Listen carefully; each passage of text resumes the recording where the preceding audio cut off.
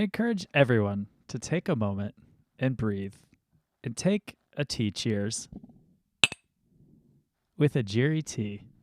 A Jiri tea recognizes the beauty in shared stories and shared opportunities. Ajiri sources award winning tea from Kenya, employs women in the region to handcraft the labels, and sends 100% of the profits back to the region to support orphan education.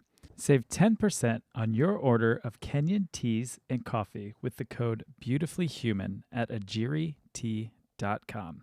AJIRIT.com.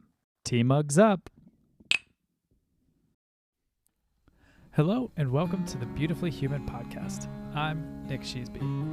In this podcast, I speak with beautiful humans from all around the world, sharing with you their incredible stories, revealing the power in every human story, to spread love and humanity to a world that is in desperate need of it, to show that we can all connect in beautiful ways, no matter where we come from or what we look like.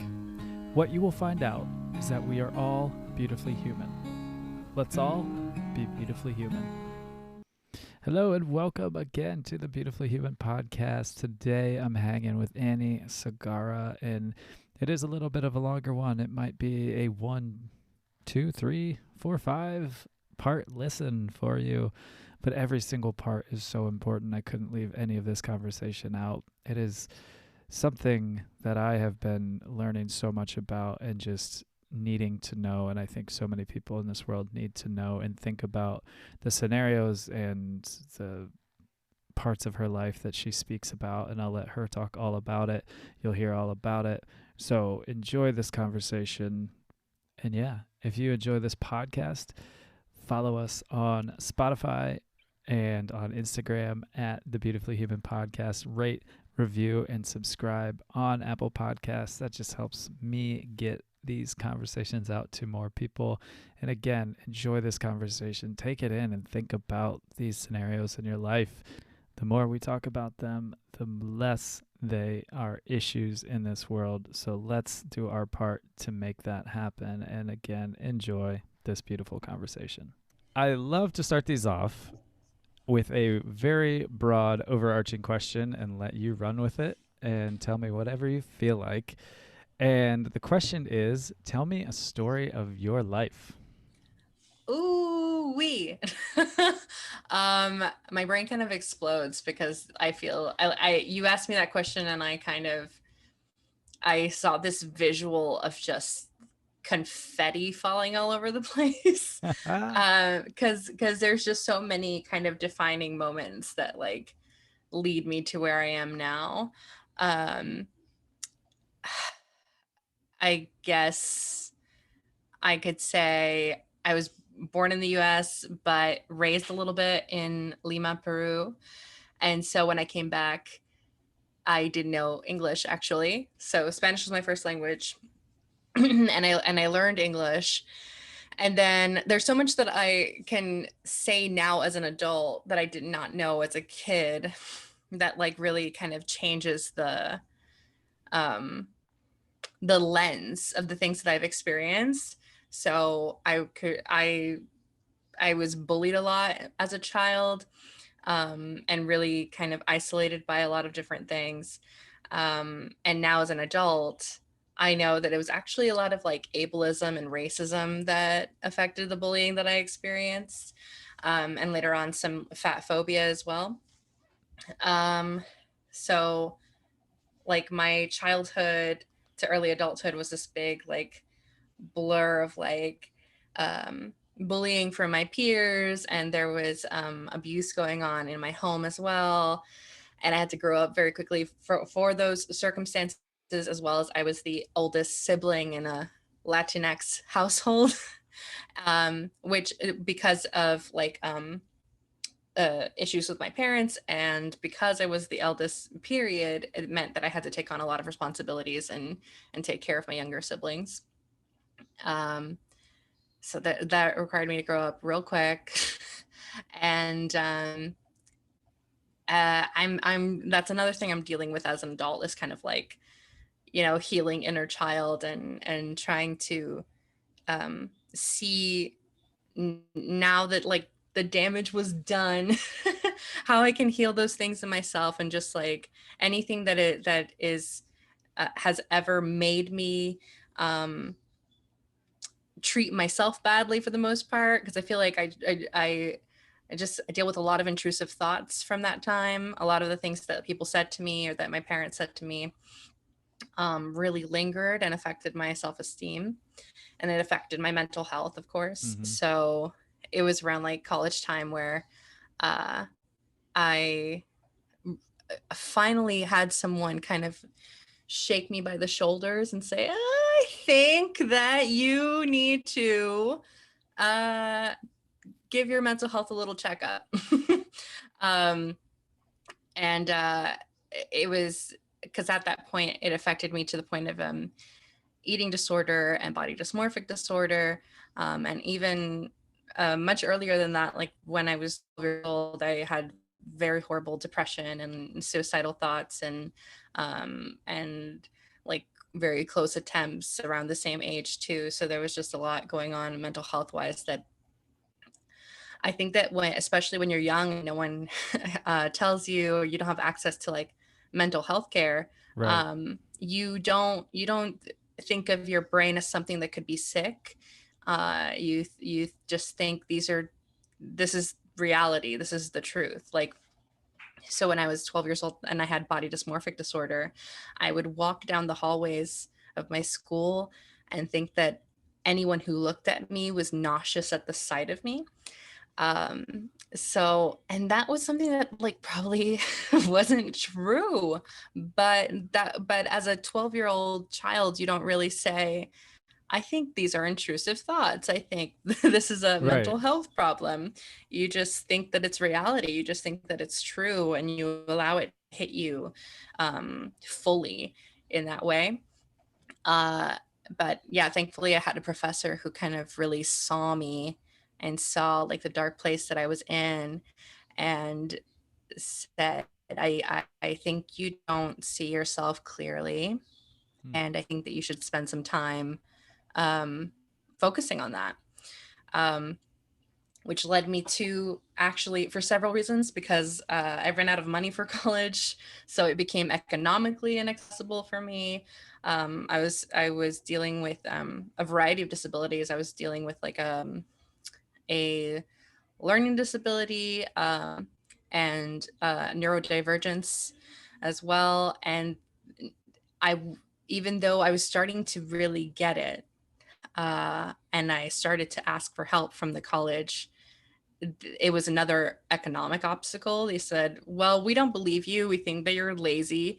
And anyway, if you want to take a test to test for a learning disability, it would cost you like $5,000. I was like, okay, well, Jesus. I guess I'm out of here. It just felt, honestly, it felt like the right timing. It was like, it really felt like college was kind of spitting me out in all those ways. Like it wasn't accessible in regards to my disability. It wasn't accessible in regards to my mental health. I was in an acting college for theater acting, and that climate just wasn't good for my brain. Hmm. And so it wasn't good in the disability way, and it wasn't economically accessible anymore. And my professor just told me, hey, I think that you need to focus on your mental health. So I was just like, I probably, it's probably for the best that I get the heck out of here and focus on my mental health. So I did that for I focused completely just on my mental health, just on eating disorder recovery, and funnily enough, working at a restaurant during that Hmm. time, working around food. And it was it was a restaurant that like focused on healthy food options too. So that made me feel a bit better, but it also still was, I was still surrounding myself with food. So it was still kind of triggering in that way. Um, but that was a journey in itself. And I came out of that with this like, I don't know, beautiful euphoric recovery where um it was it was a recovery and a joy that was like beaming outside of my body. And that's why I started I had a blog called Stop Hating Your Body on Tumblr, that where I shared a lot of like my stories regarding recovery, and then I invited other people to also share their own stories, and it basically became this like big compiled blog of like people sharing their stories, their journeys of like trying to learn self-love and body peace, and that my philosophies with that evolved over time too, because I called it Stop Hating Your Body because like it didn't really matter to me if people like love their body exactly, but in the most simplest way, I was like, can we work to not hate our bodies so much? Yeah. So that was really the goal. It was like, we don't have to lie if that's not our truth. We don't have to say we love it if we don't love it. But I think that it is to a human being's benefit to like not necessarily hate their body. Um, so that's where that was. And then coincidentally enough, then I would have it like another kind of triggering journey with my body when my physical health declined. Um, and I was about 23 when I kind of started to lose my ability to walk. And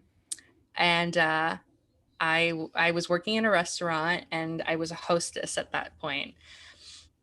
And I would do like 12-hour shifts sometimes, and the uniform required high heels. Mm. And I thought uh, I was just, I would put myself down. I would say, like, I just wasn't strong enough. Like, I would never be like other girls who have no problem wearing heels. Like it's me. It's my fault. I'm not strong enough. I need to suck it up, or I need to get adjusted to it. I need to figure it out. Um, but as time passed, like the pain levels in my legs and my feet got worse and worse.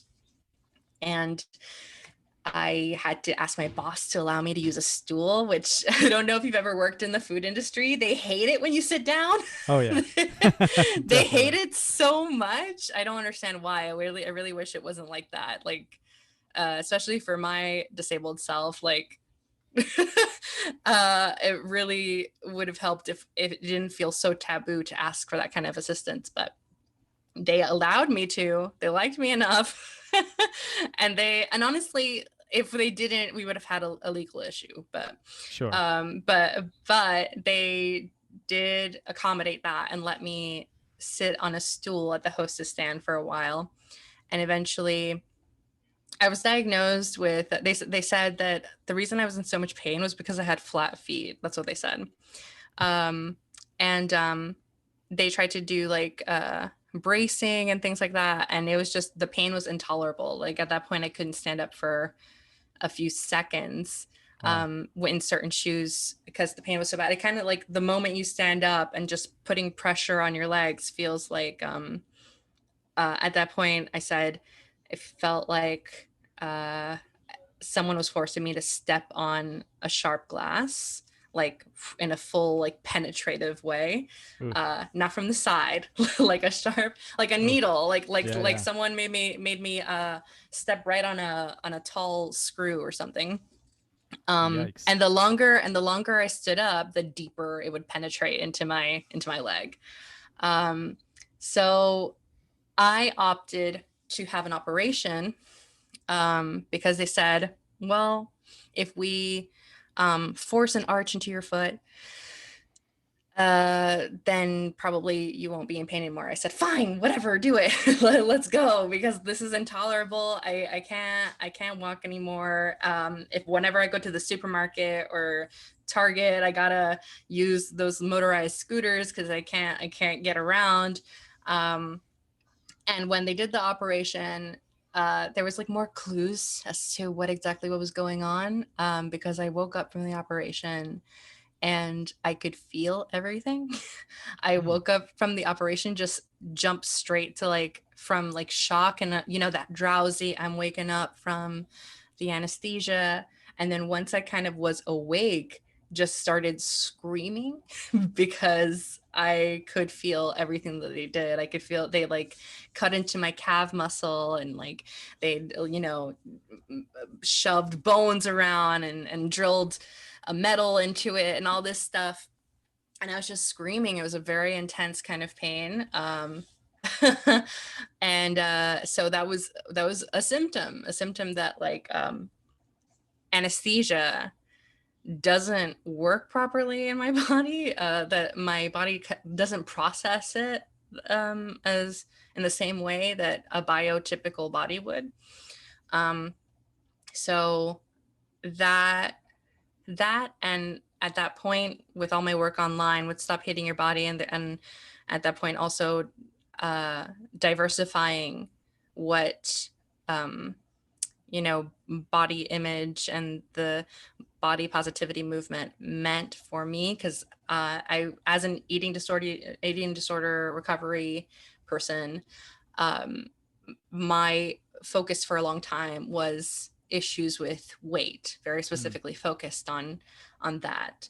But then there's just so much, there's so much under the umbrella about how we feel about our bodies, and that includes like trans experiences and internalized racism even, and then ableism as well. So at that point I was already diversifying my blog and trying to be more inclusive, and I honestly slowed down my process of working that blog when I realized that I had a lot of difficulty making it truly accessible, especially in regards to image descriptions, which you create image descriptions online to be inclusive and accessible to people who are blind, have vision impairments. If there's text in an image, then for people with dyslexia or people who cannot read the font that maybe you're using in an image and things like that. I struggled with if someone who's submitting has body dysmorphia, they might not accurately describe what is in the image. And I didn't feel right describing people who are being so vulnerable to submit their stories and describe them with any kind of language that might be triggering to them. So I was like, maybe this means the time for this blog is kind of coming to an end for me. Like I did what I did, and this is a chapter that's closing. And with my diagnosis journey, most anything that I was working on went on the back burner because it took up my entire life to try to figure out what was going on with me. It was after the operation that I was like, yeah, this wasn't the flat foot thing that you said. Right.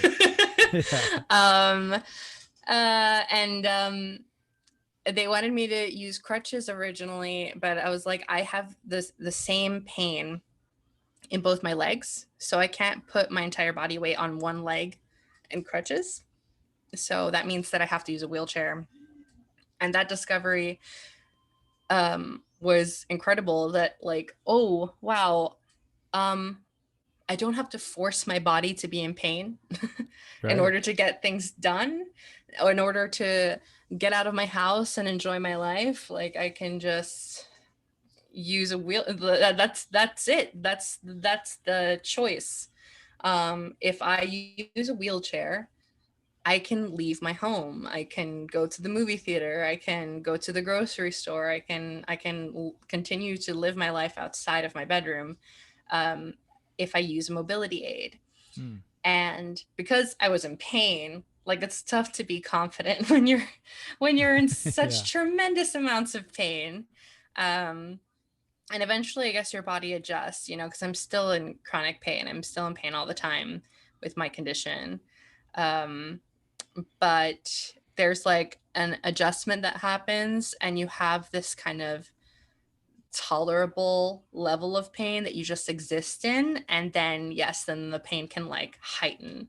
So there's never, for me, there's never really a moment without physical pain. Like as I speak to you, my back is in pain, my shoulders are in pain. Even though I'm sitting down, my legs are still in pain. They kind of like, the nerves kind of sizzle Oof. in just existing. But it's kind of this like low hum Hmm. of a pain, versus like something that would knock me out and keep me in bed. While my pain is in this low simmer of a pain, this tolerable amount of pain where I'm still conscious and still verbal, um, which I say that, and I want to also clarify that, like, just because somebody is verbal and conscious does not mean that they're not in very high levels of pain either. Sure. Yeah. um, I speak this way because I've learned to tolerate my own level of pain, but I've also had situations where I've been in extremely high, suicidal levels of pain, and was dismissed because of what I just said. Because they're like, well, you are still verbal and Oh. you're still conscious, so it can't be that bad. Um, but it was really bad. It was like, I was like, this is a 10, baby. Like, I'm trying to hold it together. The thing is, when you're trying to survive, right? When you're trying to survive a pain that high, um, I don't know if it's just me and my trauma that does this, but I there's something in my body that like tries to kind of put a hard shell over the flame Hmm. and be like, if I don't keep this flame down, right, then I won't get the help that I need. If I don't communicate the things Sure. that I Yeah. need, then I won't get any help. There like the I'm gonna sideline to a little memory that is relevant to that, where so my younger sister is autistic, nonverbal, and has cognitive, um, disabilities. And she one day wandered off on us on Halloween night when the streets were crowded and dark and everyone Oh was in no. costume. It was terrifying. And everybody was panicking. My mom, of course, was panicking and sobbing. And I saw her and I thought to myself, I can't freaking cry. I have to hold it together because if I lose it, if I cry, then my eyes will get blurry and then I can't look for her. Oh So yeah. it's definitely a weird trauma response that my body's like, shut down your emotions because you have Sure. to get the Yeah. job done. Um, so there's a lot of things that are neurologically going on, that can affect someone's response to pain and circumstances. So just a little dab in there to like kind of correct myself or like explain myself that even in cases where someone seems okay, trust if they say that they're not, Yeah. because Exactly. not doing so can be so dangerous. Um, so it eventually, thankfully, like I said, to the diversity of the online community that I was creating for myself, I was documenting the process of like being sick and what my symptoms were and how I was feeling on a daily basis. And I made friends who, a few of them were telling me, I think you have Ehlers-Danlos syndrome. And from their suggestion, I would basically read up on the condition like every day. Um, and I kind of asserted for myself, yeah, I'm pretty sure I have this. And I would always say I'm like 99% sure I have this. I would keep a little room for like, I'm willing to be corrected, but Right. I'm pretty sure this is it. And every time I would ask a doctor to test me for it, they gaslit and dismissed me. And specifically, what I mean by that is like I would tell a doctor, "Hey, I think this is what I have," and he would chuckle and say, "No, you don't have that." Anyway, and like and continue. So they would refuse to test me, um, for what I said I thought I had, Wow. and this would keep happening. I would go in and out of doctors' offices for about 3 years, And I would keep persisting that this is it. And they would like look at other things. They're like, well, let's look at your heart. Let's look at your brain. Let's look at your spine. And they would, and then the most like irritating thing a doctor can say when a person is sick, but they don't know what is going on, the phrase is, there's nothing wrong with you. Mm. Yeah. So I'm like, how I loathe that sentence. Like, no, you didn't find what's wrong. Right. The sentence, there's nothing wrong with you, is so violently incorrect. Yeah. Oh my It's gosh. absurd. And then they, I don't know. This is also how I learned about the healthcare system. I was symptomatic of Ehlers-Danlos syndrome since I was a child. I would get like chronic migraines, and I would faint after hot showers because of the POTS, which is a comorbid condition. POTS is postural orthostatic tachycardia syndrome, which is a dysautonomia. Uh, I think because a lot of my family is also kind of symptomatic and undiagnosed. I remember the first time I fainted after a shower. I think I might have been like 4 or 5 years old. And it was so scary because I came out of the shower and all of a sudden my eyes were open, but everything went dark. And so I was a child and I just screamed, "Mom, I can't see." And like, and she immediately knew what was happening. She's like, "Okay, honey, sit down on this toilet, put your head between your knees.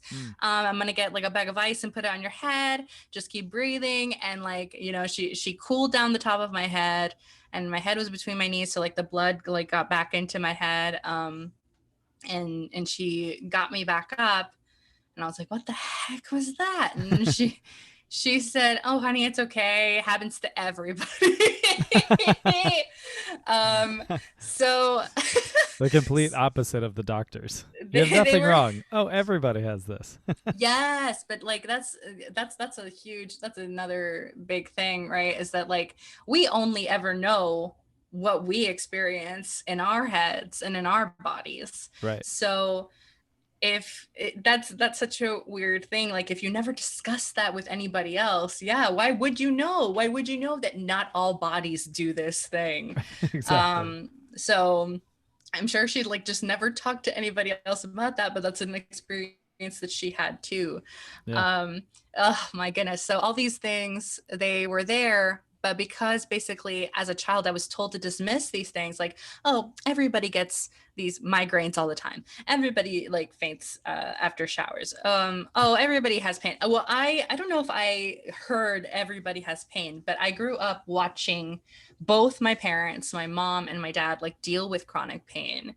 And so because of that representation, I thought it was normal. My dad would wear like a back brace to work. He was a maintenance man, and like so used a back brace for support whenever he went to work. My mom, I would always see her with like a wrist brace because her wrists were in a lot of pain. And so as a child, I was like, oh, pain is normal. Everybody has this kind of pain all the time. So up until this point where the symptoms got so bad that I couldn't walk, or I couldn't stand, that's more specifically, it's funny because the pain comes from putting pressure on my joints. So like imagine, I don't know, if you took your fingers and tried to put all your body weight on your fingertips, your fingers would get like crumbled under the pressure. Well, that's kind of what's happening to my legs because my joints are weak. They're not held together properly. So when I put pressure on them, the joints are like, well, we want to dislocate really badly. It's this, they are not connected properly. And I don't know if you know this, but there are a lot of joints in the feet. Yeah. So they all kind of crumble under the pressure. Wow. And dang, I just didn't know any of that. So well, the reason I explained that just now is that so if I walk, there is some kind of relief of pressure, because if you keep your legs moving, there's this like minor relief that happens, and so I can probably walk for longer than I can actually stand. If I stand still, the pain gets high very quickly. So I'm definitely that person who might scream if somebody is like blocking the way. I'm like, you're keeping me standing in place. And the pain level is shooting like a rocket up there, and I can't do it. Please move, please move. Like that's me in the kitchen every time there's too many people in the kitchen. Sure. Like, Yeah. please do not force me to stand in one place, because it's the pressure that causes an immense amount of pain. Okay. Um, and eventually, I did see a neurosurgeon who um, I kind of accepted that I wasn't gonna walk. I was like, it's been years and doctors won't help me. So I guess I'm just gonna be in pain and use a wheelchair. Fine. And I want to get back into the workplace. So if I want a job, it's probably gonna be um, a desk job. And if I'm gonna do desk job, then I have to take care of this back pain that I'm experiencing. So I went to a neurosurgeon to talk about the back pain, and he injected me with steroids for the back pain. What he didn't know and what I didn't know is that if you have Ehlers-Danlos syndrome, things that are okay for biotypical bodies are just gonna be weird on you. And there's different types of steroids, but I don't know too much about that. I'm sure that there are some steroids that are okay for people with EDS, but my body's response to the injection he gave me was that I couldn't sit upright for about 10 days. I Yikes. was stuck horizontal because what steroids can commonly do. So, EDS is a connective tissue disorder, and it makes your collagen defective. And collagen is basically the glue that holds your body together. Um, that's why the joints are so affected, because the glue that's supposed to hold them together is not working, and why it affects pretty much almost every part of your body, because collagen is throughout your Mm-hmm. entire body. Um, so it can affect your vision, it can affect your hearing, it affects chronic migraines, it affects your lungs and your heart, and specifically your blood vessels. So that's where the fainting and the dysautonomia comes in, is that like Okay. the collagen doesn't allow my blood vessels to move blood throughout my body at an appropriate pace. So like sometimes if I stand up too quickly, or for me, the specific triggers are like if I bend down, if I bend over, or if I'm reaching my arms up for too long. And then definitely in the heat, especially in like the shower or a sauna or anything, I have to try to keep my body temperature um, level. So like literally now what I do is I take hot baths for my pain levels, but hot baths can trigger my dysautonomia. Mm. So I will take hot baths for my muscles, for my joints, and the muscles also get into a lot of pain because without collagen to hold your joints together, it becomes then your muscles' job to try to do that. Mm. So your muscles are holding tension Oh, wow. the entire time, just trying to hold your joints together. So Sure.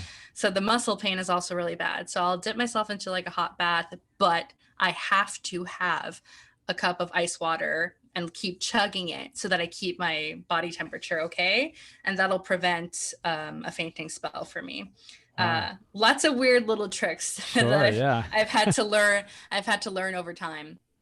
I came back to this doctor though, and told him what happened. I said, "Hey, the steroids that you injected me with, they kept me on my back for about 10 days. Like I couldn't get up, and because I think I failed to explain that part.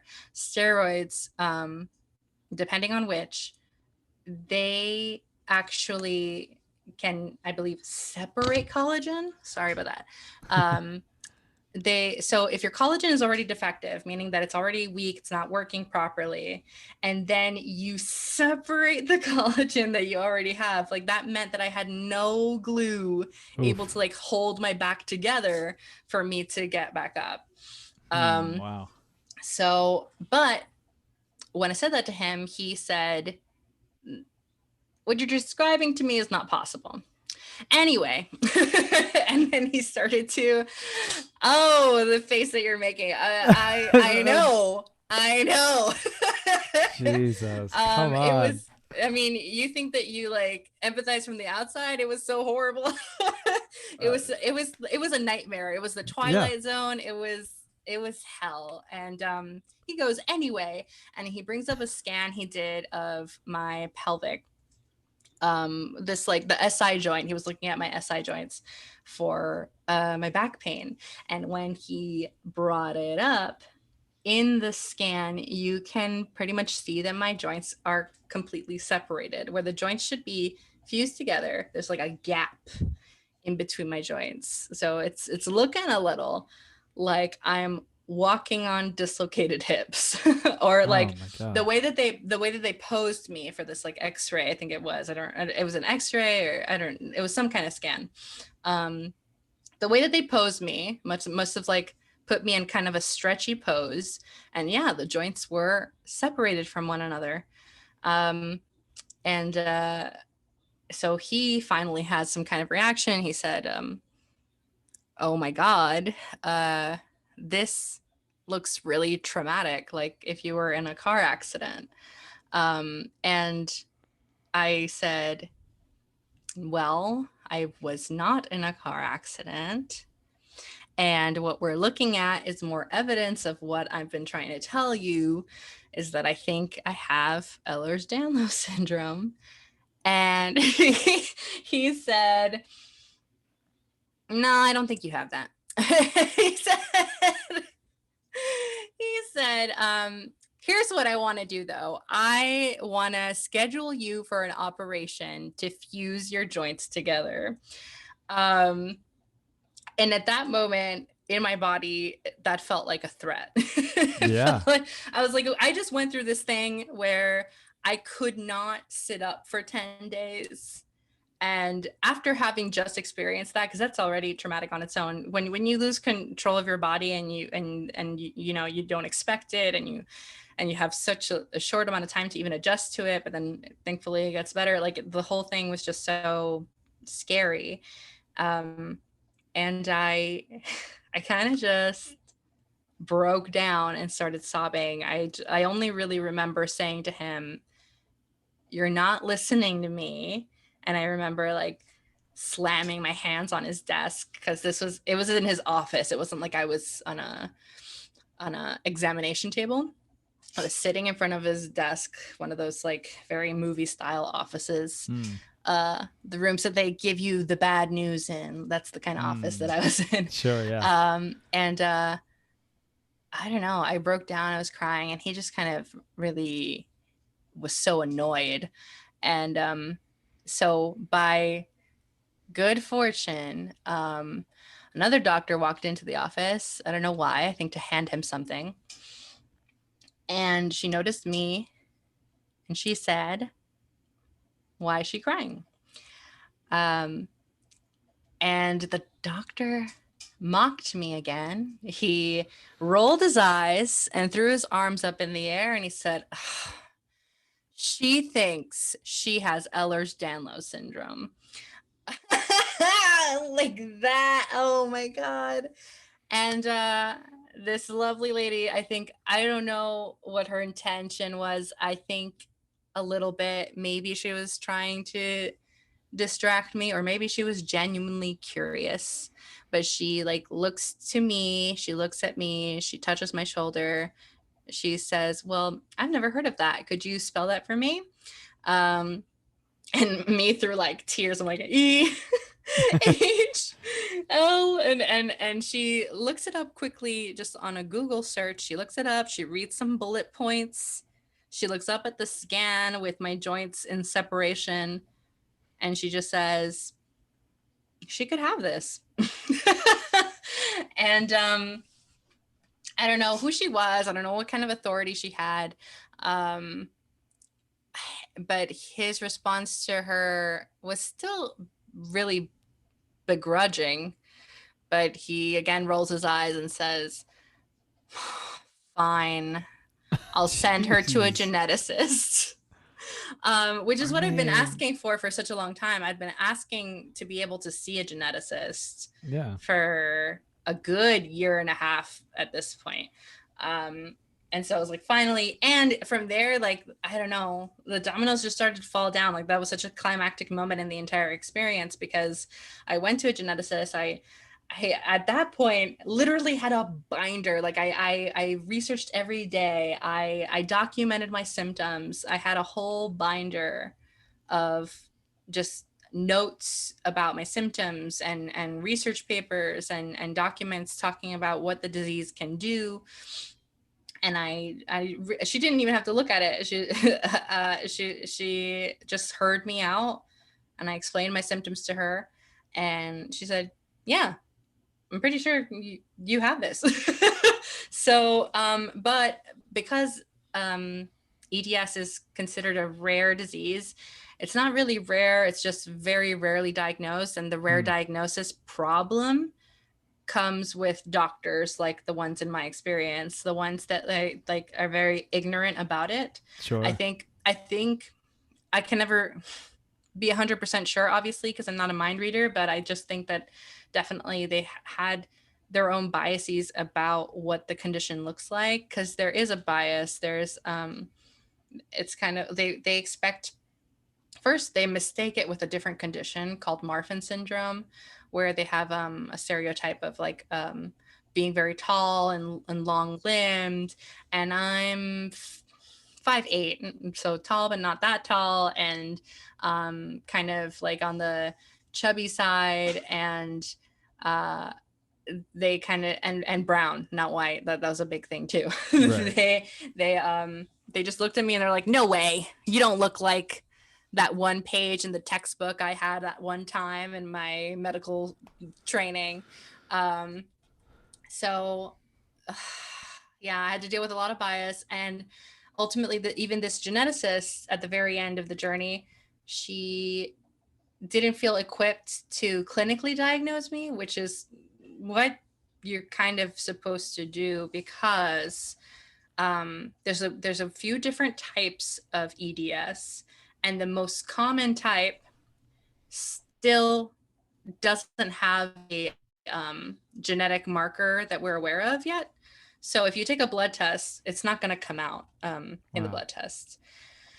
But fortunately slash unfortunately, mostly fortunately, I feel I have one of the rarer types of EDS. So when she made me take a blood test, it did come out that I have classical Ehlers-Danlos syndrome. And honestly, getting the official diagnosis, like the professional diagnosis from a doctor, was kind of anticlimactic, because I'm like, well, it kind of feel like I think about that now, and it feels a little bit like when you're trying to like push a door open and you're like struggling so hard and you're like pushing and pushing, putting all this pressure, and then someone comes by and is like, "Hey, it's a pull." Yeah. and Yeah. and that's kind of how that felt like. Okay. Right. I knew this whole time what it was, and now it's just officially on a paper. It's such a weird thing, and also that entire experience is also why I'm an advocate for self-diagnosis, because that was really lucky at the end there. That Yeah, no I like kidding. the whole situation was just luck, Yeah.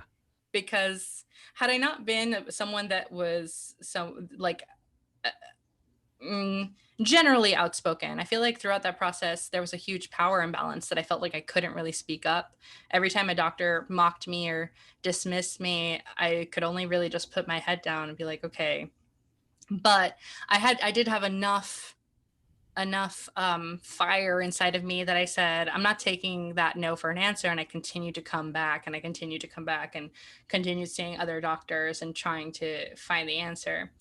But I also, this whole experience made me think about like people who don't have that inside of them, people who like are Right. very stuck in that power dynamic of like, the doctor said the sentence, nothing Yeah. is wrong with you, so I must be crazy, there must be nothing wrong with me, like, and will either emotionally quit after the first no, Hmm. or or even, you know, in the US economically that was their only shot, Sure. because Yeah. if you don't have insurance, or even if you do have insurance, Yeah. Right. specialists like this are very expensive. I used so much money and I really like put myself in an economical pit, Yeah. trying to get these answers. Not everybody has that privilege, not everybody has the money in the first place to see specialists in this way. For some people, you get that one specialist and then Yeah. they give you a dismissal, and that's it, you just lost all the money you had. Right. That's it. So um it's, I don't know, it's very important to me now to like think about those people, and think about how um I was talking about this to someone recently about self-diagnosis and how the phrase is very misunderstood, because I've talked to other folks about this diagnosis journey, and some people have referred to what I did as self-diagnosis. And in my mind, that's not what I did. Because in my mind, the phrase self-diagnosis means um, when someone says, for sure, I have this 100%, period. And for me, the separation between what I did and that is that I always had this like 1% of doubt. I'm like, Sure. I'm 99% sure I have this.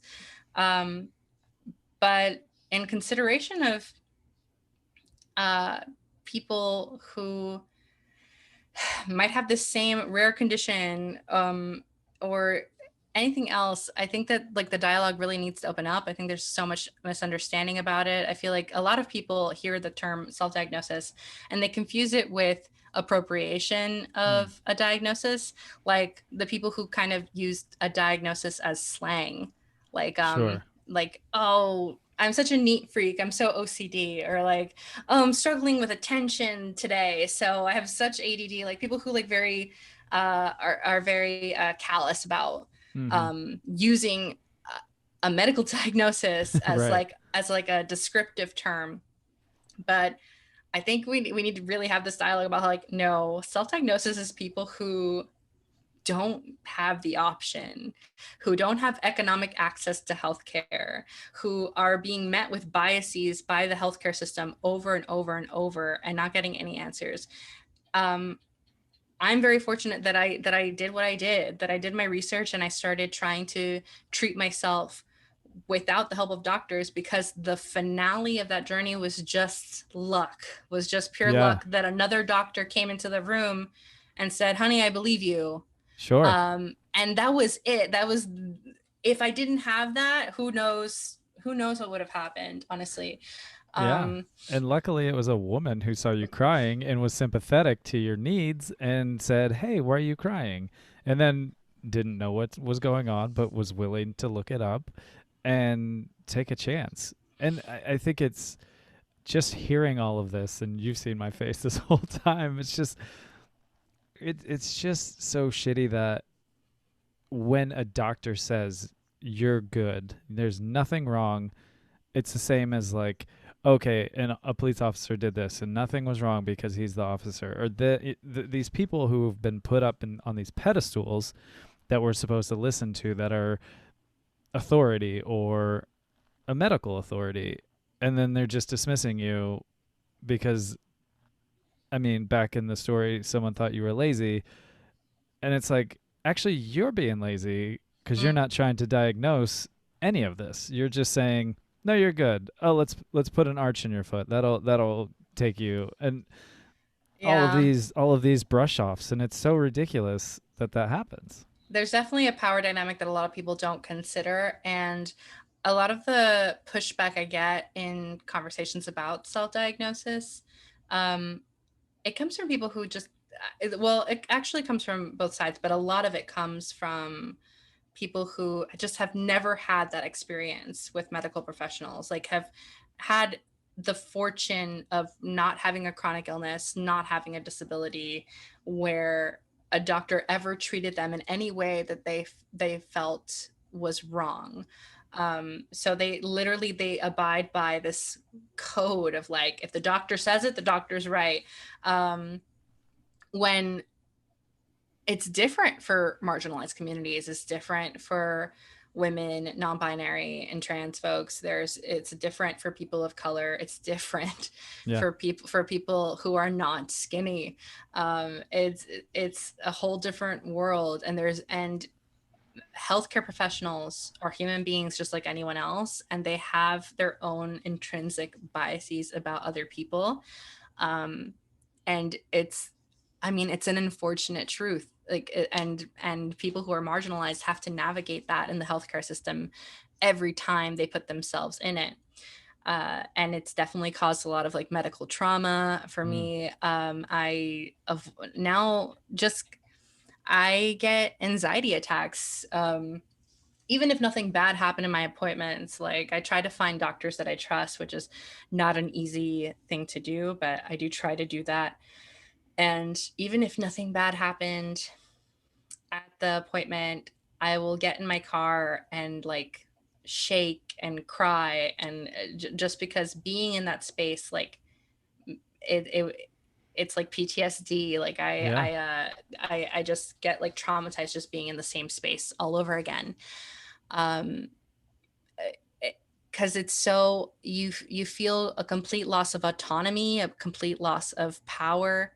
I looked in the faces of these doctors. I'm like, you're willing to just let me die. You're just willing, like, I could leave here and never leave my room again. Um, and you're willing to just let that happen because Yeah. of your bias.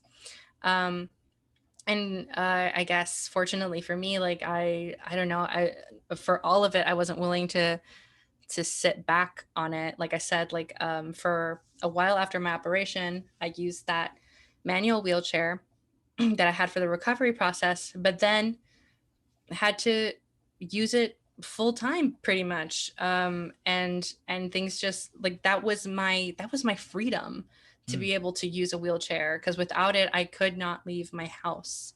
um, and because I didn't know I had EDS while I was using it, um, and it was a manual chair without any kind of battery or any kind of help, and I was also, trauma response, very independent and like Okay. unwilling Yeah. to let people help me. Um, I was also always pushing myself. So what that meant for me eventually was that the ligaments holding my shoulders together got weaker, Mm. because exertion of the joints will do that. Like you're messing up anything that you have holding your joints together. So now I can't really exert myself in that way. Now I can't push a manual wheelchair on my own, at least like beyond like two pushes. Maybe I can do like one, two, and like, oh, that's it. My shoulders are done. Oh. So now I use a power chair, and that was a whole other obstacle with the healthcare system and with insurance. I remember I got prescribed the power chair, and that was easier than anything else, because I was just like, hey, I can't push my manual anymore. I'm gonna need to switch to a power chair. And she was like, cool, here's a prescription. Um, but the insurance company would only help me for a certain type of power chair that was like very big and bulky. And I said, hey, I have a compact vehicle. Yeah. I can't have like a big bulky wheelchair, because this chair would allow me to leave my home, but not if I can't get it onto transportation to get out of my home. And they're like, well, too bad. So if I wanted like a wheelchair that folded or anything so I could actually put it in the trunk of my car, I would have to raise the funds on my own. And like the cheapest folding wheelchair is like $2,000. Mm. And like I said, I used up all my money trying to Sure. get the diagnosis in the first place. So that meant I had to spend a year in bed trying to fundraise the money for a wheelchair. that eventually I was able to get. But all these obstacles, I I feel like I've just been so lucky in a lot of ways. A part of it due to my own efforts, of course, but like a lot of it has just been luck that I had a certain amount of followers at the time that were supportive to help me crowdfund for a wheelchair, and just the most bizarre luck that this like woman doctor came into the office Yeah. and said something. um so I have tremendous empathy for anybody that didn't have that kind of luck and didn't have Sure. that kind of privilege, and uh, just want to survive. So if you're doing your research and you're finding tools that help you, like a mobility aid, like a wheelchair, or new habits like getting in a hot tub for your muscle pain, but chugging on ice water so that you don't Yeah. pass out, like these are survival things, right? And I didn't come across those things or think about experimenting with those things until I started learning about the disability and learning about the condition. um, so i I think like if you want to survive, you gotta do what you can. And a phrase that I've used in regards to the healthcare system and my disabilities and my condition has just felt like I feel like I'm in the wilderness with it. Like I feel like we we or I grew up in the world with that rule, right? With the doctor knows best and do what the doctor says. And I don't know, I was naive in so many ways. Like we watch all these doctor shows where like at the beginning of an episode a doctor has a mystery illness to solve, and by the end of the episode they figure it out. Right. And I guess before I started my journey I was like, all these specialists, they should like communicate with each other, right? Like Yeah. Yeah. the rheumatologist and the neurosurgeon, like they should talk to each other, right? No, they don't. It's completely separate, and you're on your own. You have to keep track of the information. You have to keep track of that binder. It all falls on the sick person unless they have someone helping them. I didn't really have that at all. Um, so I had to deal with this illness that put me in so much pain and chronic fatigue, chronic migraines, and all these like physical ailments and discomforts. And on top of that, had to be my own advocate and keep everything organized. And that was tough. And I Yeah. didn't do that successfully. I don't do that successfully. So yikes. Yeah. There we are with all of that. And Man. that, and then like the body image thing that I had to do on top of all that, relearning how to be as confident as I was before using a mobility aid, um, Yeah. was another step in that process. It all kind of meshes together, I guess. That's why I said at the beginning, I was like, asking me a question like that feels like a confetti bomb just exploded, Yeah. Yeah. because Yeah. a lot of things happen and a lot of things kind of interact with one another. Sure. And the I it was kind of short. I had already established for myself after my eating disorder recovery that I'm like, I love me, I'm pretty great. And then like the universe threw me into a wheelchair and I was like, oh wait. Oh man. Yeah.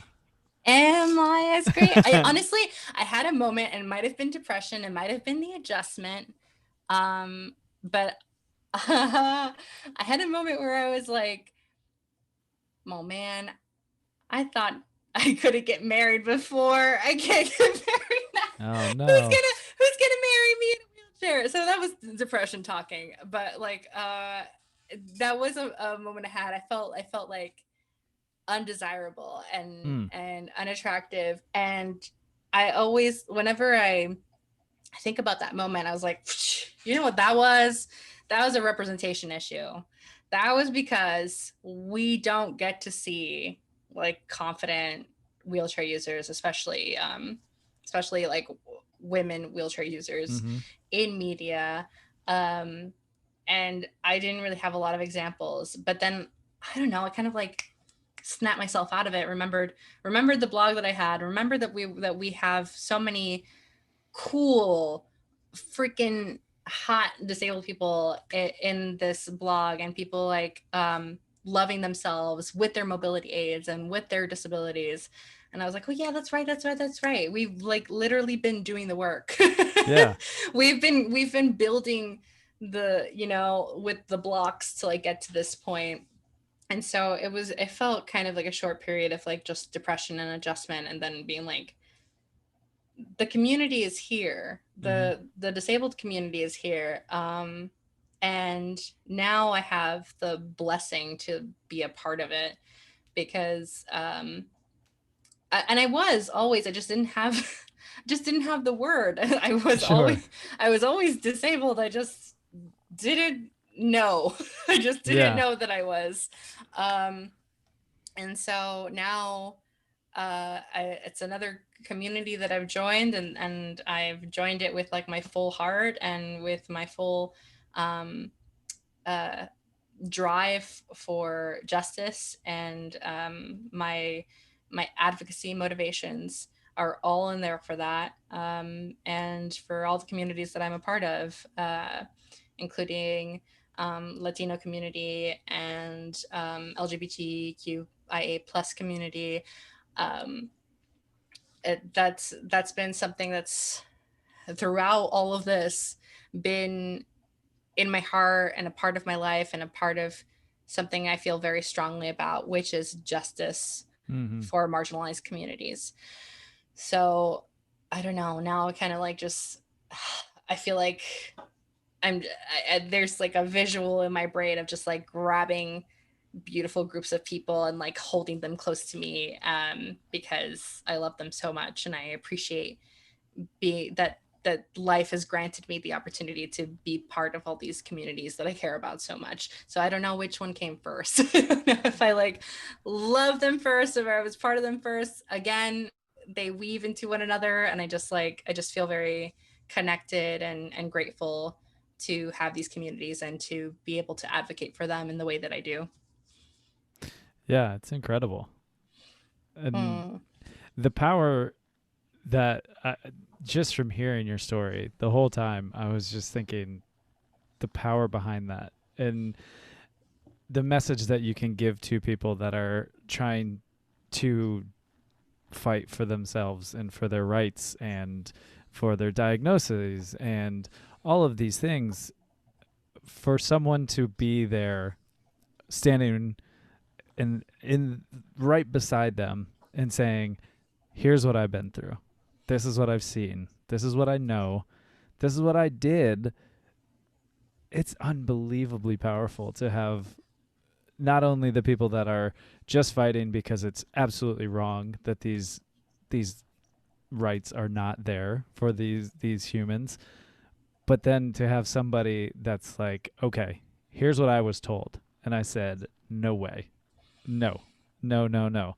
And yes, you had the luck of all of these steps towards the end, but you fought for that. You took yourself back to those places to get those other opinions and told them, no, this isn't good enough. So to see that beside you has to just feel so good, to have someone with such empowerment fighting for those communities. Thanks so much. Yeah, it's really beautiful. I would I would love to have you fighting any battle for me, Oh because my it is god. just it's I mean, seriously, the whole time I've just been like, anybody could have given up any step of the way for any of those hurdles that they were coming up against, because that's not easy shit to deal with. That's not just, oh, okay, well, it's I cut myself or whatever it is. I fell down and like cut my knee, and then they didn't want to stitch me up. They told me I didn't need stitches. Like, it's not like that simple of, do I get stitches or not? Like, put a band-aid on it, you'll be fine in a week. This was big stuff that was severely affecting your life. And you fought Yeah. for that, and you took those steps to get that diagnosis, to be in that community, and then now fight for people who are at the beginning stages of that, on all of these fronts. And I think that's so unbelievably powerful and beautiful. Thank you so much. Yeah. I definitely kind of, I think with anything that I go through in my life, I just kind of, I wish I had the opportunity to be my own older sibling and be like, you know that you have the option to do this. And I can't really do that. I mean, maybe it depends on what you believe in. Maybe I can do that, but what I know what I can do is to try and do that for other people, and to I end up having those conversations a lot with people who are struggling, especially with the healthcare system. Like, I'm in pain and I can't leave my house. I'm like, can I get you a cane from the pharmacy? Like, Yeah. can like we let's get these things, because so many, like I said before, just people really have this kind of lack of knowing in regards to the healthcare system. A lot of people don't really discover it until they absolutely need it, and once they need it, they don't really know how to navigate it. Mm-hmm. And that's what happened to me. I was like, whoa, the doctors don't talk to each other. Whoa, I have to. Oh my gosh, the moment I learned that from a primary physician's office, that if I wanted to see a specialist like a rheumatologist, I would have to wait 3 months to see a rheumatologist. So I was like, okay, so that was the first specialist I saw, I think. And I was like, okay, I guess I will just be in bed and not go anywhere for 3 months until I see this doctor who should have the answer. Right? Wrong. That was it was going to be the first of many doctors that I would have to see. Yeah. But yeah, like, I think if anyone can take anything from what I share about that process, is things like that, is things like especially in the US, because healthcare is going to be different all over the place. Mm-hmm. Um, but yeah, things like that, like it's, if you've never had to do it, there's just so much you don't know about it. Um, and there's always these like criticisms about like socialized healthcare and like these long wait times. I was like, I don't know what you're talking about, honey. I'm in a capitalist healthcare system, and I still have to wait 3 months, 6 months to see certain specialists. So we're waiting and we're spending a lot of money Yeah. All the to money. see to see these folks. And in my situation, spending a lot of money to be gaslit, dismissed, and traumatized. I feel like there should be like a souvenir T-shirt. Like, I went through 3 years of a diagnosis journey, and all I got was this PTSD. Right. This medical trauma that now makes me have anxiety attacks almost every time I go into a doctor's office. Oh man. Yeah. Ay, ay, And ay. I mean, yeah, I and you just feel so small compared to it, because it's this massive system, and then you're trying to be one person that gets help that they need, and it's like, where do, yeah, you think Dr. House is going to come in and say, after 60 minutes we got this and we're good, and there's a ending to the story. But yeah, Yeah. like you said, oh, it's 3 months to this person, 6 months to that. It's just, it's unbelievable. And in the midst of all of it, like, I think I was just like trying to, get my bearings in terms of like disability community. But I for the first few months after my operation, I couldn't even touch my foot to the ground because like the nerves felt like wide open. So if Mm. I even imagine, like, a visual would be like, if your toe touched water, but that water was electrocuting, like that was what it was like for me to even try to touch the floor. um and after half a year, I was like, okay, again, this like realization that the doctors were not going to help me and that physical therapy was not going to help me. So I told myself, if I'm going to get walking at all, I have to try and like force myself to put my foot on the ground. And so I did that, and it was really hard at first. And eventually I got some walking ability back. I can walk again, like not a lot. I still have to use a wheelchair. I can walk maybe up to like 2 minutes at Mm. once, and that's if I keep moving, maybe like keep dancing on my feet, like shifting my weight from leg to leg, so that way the pressure doesn't remain on any like one leg at once. Mm.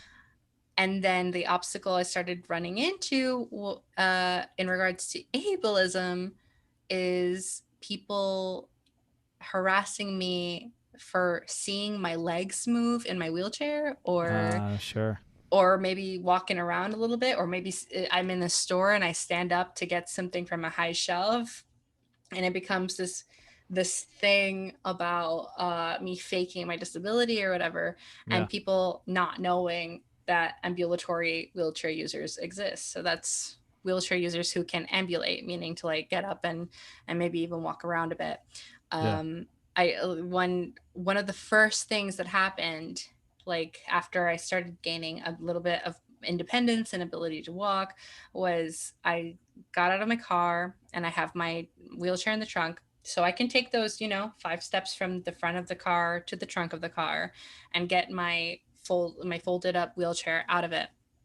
Apparently a woman saw me do that and followed me into the store that I was going into. And she just like stopped me and grabbed me by the shoulder and said, "Hey, I saw you get up and get your wheelchair out of the car.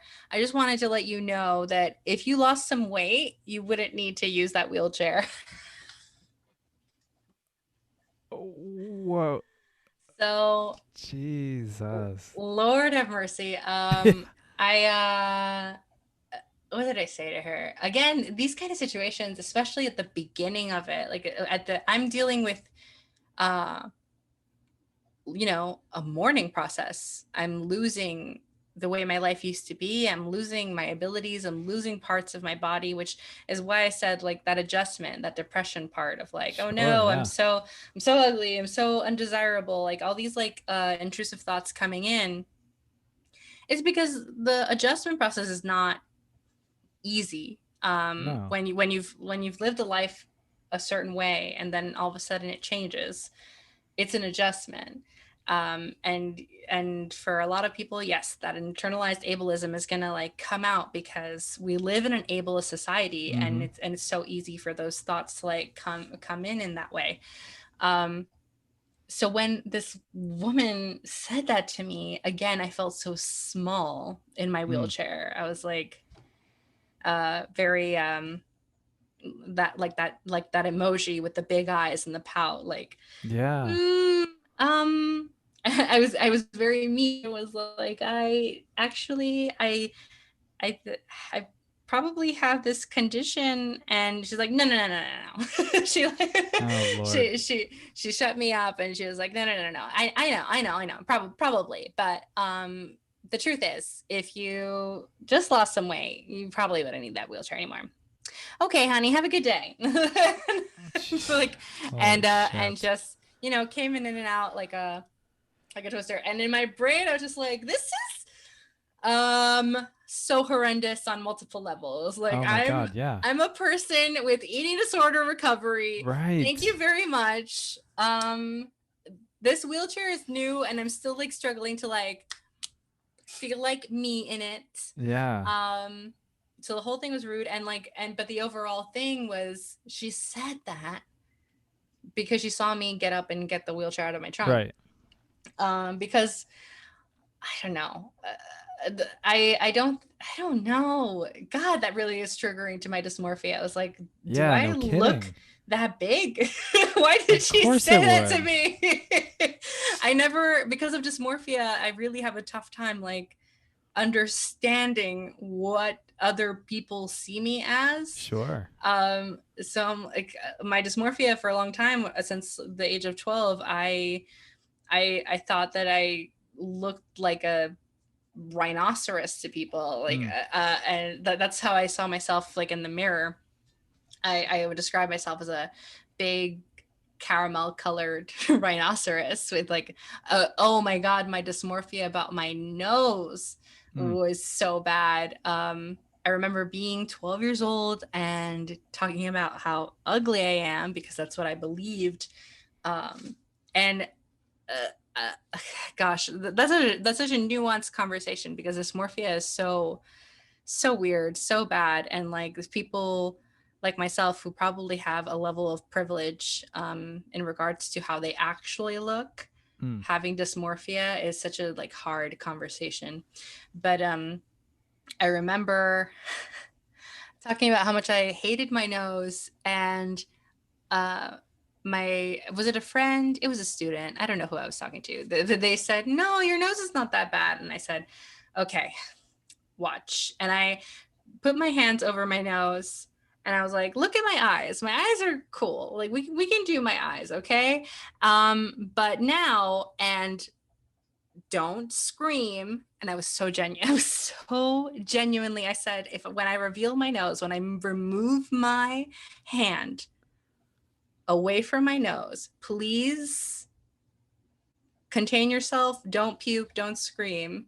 And I like and I revealed my nose and I said, see, this is horrible. Oh man.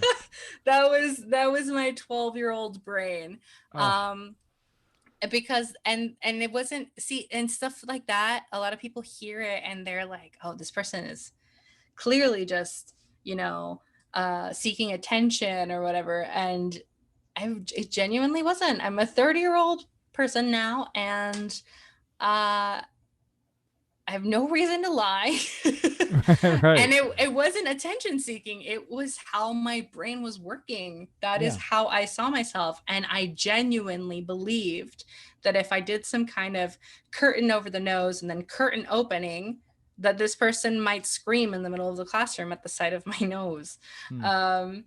So stuff like that, and that kind of stuff gets triggered by comments like that, like about my weight or my Yeah, of appearance, course. which you would think, then Annie, why the heck are you on the internet so much? if you don't want to risk stuff like that. But the truth is, like, since my recovery, my brain has become a lot stronger. I still have to be careful Sure. about who I surround myself with, and like I get triggered by it. Kind of like seeps into my subconscious if I'm around people who are maybe talking about diets too much or about their own bodies too much. Sure. It very like subliminally will like seep into my brain, and I'll get triggered, and then I'll find myself in situations like, maybe I should skip breakfast today or all 3 meals today, or like, and it'll just, it's a very easy road to slip and slide on. Sure. and end up in a not so healthy place. But yeah, oh wow, I didn't expect to like get into a what is it, what's it called when like the race car is like a pit stop. No. I didn't expect to get into one of those about like body dysmorphia, but here we are. No, but it's an important topic to talk about. And I was actually going to ask, with all of that, how was it as you were in your wheelchair and then you have all these thoughts? How was it when you started trying to date and everything? Ooh, Like, it's still hard now. Like, yeah. it's I mean, current pandemic, I would imagine dating is just the weirdest part. But just in general, I'm sure. During the pandemic, definitely it's just more of a pen pal situation. Yeah. Because and I don't know. I feel like a lot of people are just they're on the same page with that. Like people were just like isolated and just, you know, want some new pen pals to like get to know each other and stuff like that. But yeah, dating was weird. I had just broken up with someone before I started getting like sick, like very sick. And started losing my ability to walk, and I was like, that was kind of also why my brain went there, was like, oh god, I should have what's that, pin that down or whatever. Yeah. before this started happening to me.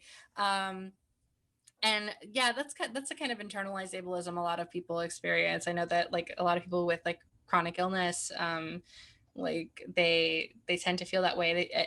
Again, I feel strongly that that's a big representation issue, that like people with chronic illnesses are rarely shown as people that are desirable and people that can True. have successful and healthy Mm-hmm. relationships.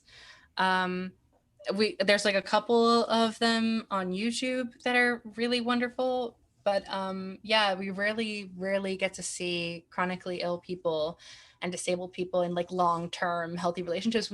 We barely know what that looks like. Exactly. Yeah.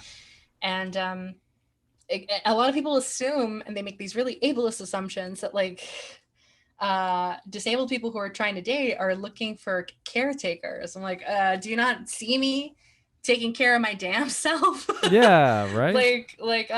Why? It's so weird, but there's this ableist assumption that like if a disabled person is trying to date, that they're looking for someone to take care of them. I'm like, So messed up. I don't need you to take care of me. That'd be nice. I think that a lot of people who are looking for relationships are looking for people to take care of one another, because that's kind Sure. of what a Yeah. relationship is. That's part of it. Yeah.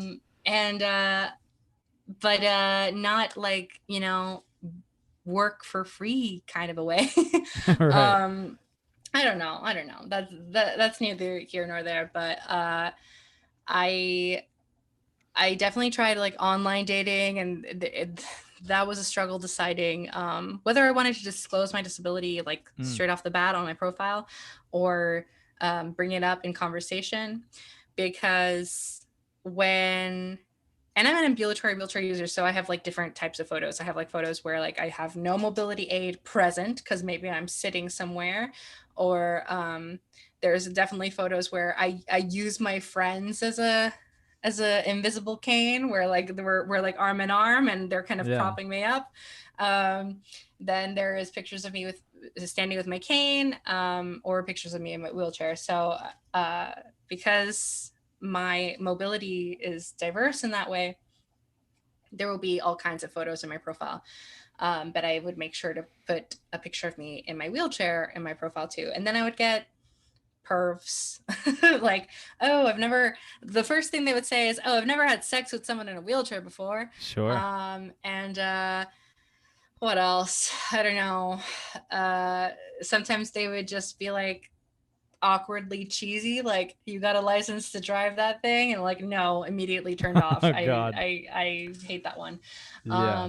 And I don't know. And then of course, being queer, like there's like the people that are just seeking you out for threesomes too, and I'm just like, oh God, I have to navigate the difficulties of queer online dating and the difficulties of disabled online dating. So sometimes I would experiment and like sometimes make the profile with no mobility aids in the entire thing, which again is like, it's not too hard, because the truth about like me and photos with my wheelchair is like a lot of spaces are not really accessible, or like specifically like photo op spaces. Oh yeah. One example I can think of is like in the theme park.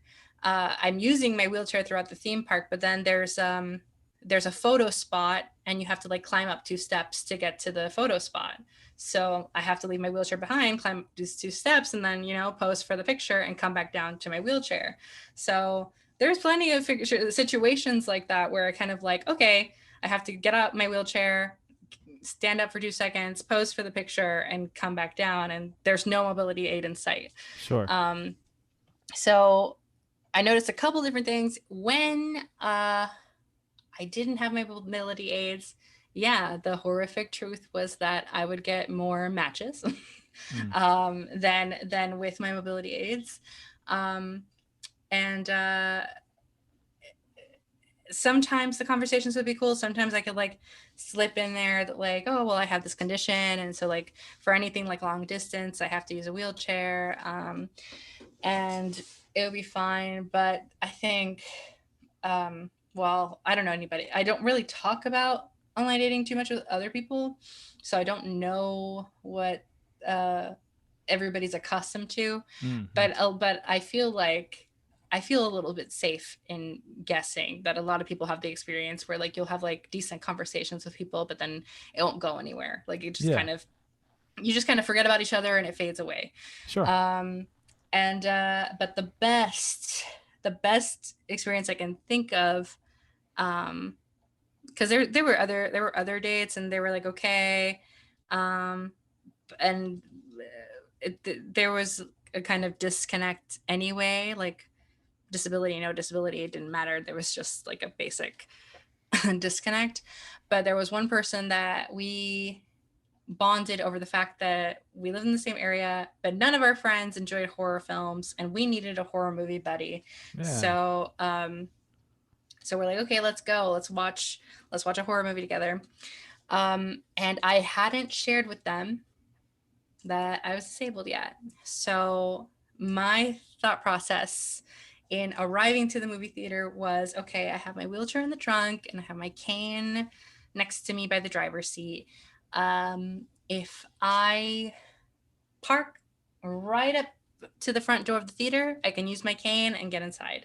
If I have to park far away, then I have to use my wheelchair. And it's gonna be a surprise. Yeah. Either way, because either to get inside the theater, I need to use one of the mobility aids. It's either going to be my cane or the wheelchair. And um, I don't, I don't know why, but for some reason, I, it feels like the cane is a little less taboo than a wheelchair, and a little less intimidating to an abled person who's like not familiar with disability, especially with like ambulatory wheelchair users or chronic Mm-hmm. illnesses. Um, so fortunately, I did get right up to the door of the theater, and so it's like, phew, Yeah. I'm I'm gonna use my cane today. Even and it's such a weird and tough decision because um, everything is a sacrifice. I if I use the cane, that means I'm like pushing myself through certain levels of pain Yeah. in order to get around. But my wheelchair, it's kind of heavy, and sometimes I just cannot at all get it out of the trunk by myself Okay. Yeah. because of back pain. So it depends on what level of pain I'm in at that very moment that I need to get it out, if I'm able to lift it up out of the trunk or not. So I went into the theater, we greeted each other. She did not mention my cane at all. Like, she did not seem to notice it at all.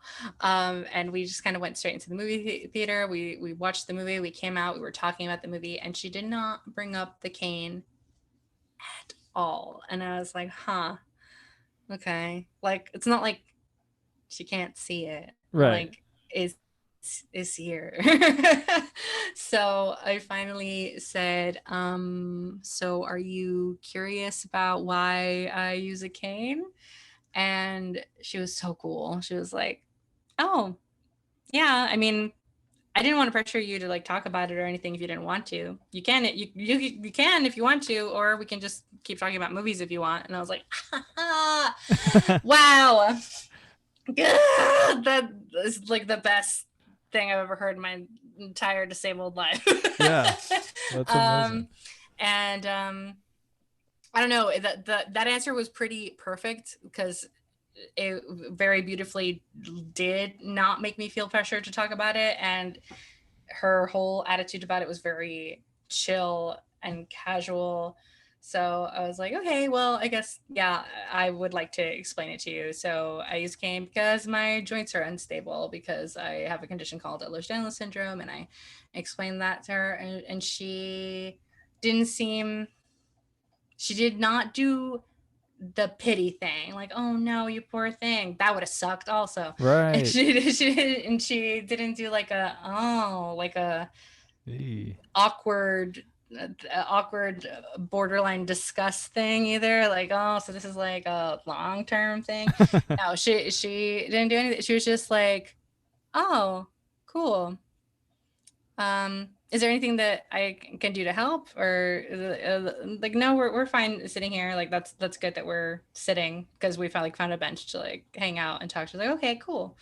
And then we like moved on to talk about other things. It was very quick and easy. And but it was one of those things where we met up, but she was gonna move away soon anyway. We still actually have each other on social media, but like it went from, one date to like being long distance social media mutuals. Sure, yeah. So it didn't really go anywhere, but it was still the like best interaction I had regarding like introducing my disability to somebody. Yeah. Because for the most part, it is the weird things I describe, like people getting very awkward, like they don't know what to say. Sure.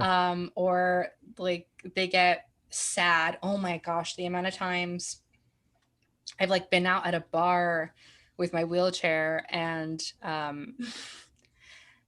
whoever's at the bar next to me, this has happened to me a couple of times, not once, a couple of times, where the person next to me or someone approaches me and starts to cry at me. Oh my God. Because I don't know, because they get so sad that like I have to exist in a wheelchair. I'm like, you don't, I'm happy. I and it's weird. I used to say this about ladies' nights too. When like ladies' nights happen and women get free drinks, and people would, with the wheelchair now, would approach me, cry, pity me, and get me a drink because of that. And I'm like, listen, the least the patriarchy and sexism can do is get me a free drink. And now the least ableism can do is get me a free drink. So Right. I'll take it. Yep. It's not fun, but there it is. And now I say that as a joke, but like truthfully now I don't really drink that much anymore. But back in the day I was like, sure, if I have to live in an oppressive society that stigmatizes my entire existence to the point that they start breaking down into tears at the sight of me in a public space, I'll take the free drink. That's fine. Yeah, I'll take that drink. Goodness. Yeah, it's weird. I feel like a lot of people, especially in the dating way, they kind of desexualize people with disabilities a lot. Again, representation issue because we don't get to see them in that way. So like, and in fact, the representation that we do have regarding people with disabilities is often like this infantilized way of viewing disabled people. Like they all have caretakers and things, and there's just so many misconceptions regarding that too. Like, yeah, I saw a tweet the other day where I don't even know, I don't remember what the subject was, but in the tweet there was the assumption that all disabled people have a caretaker, have like an assistant that works for them. I was like, I remember why. It's because they hated pre-peeled oranges. They're like, why are people so lazy that they can't peel their own oranges?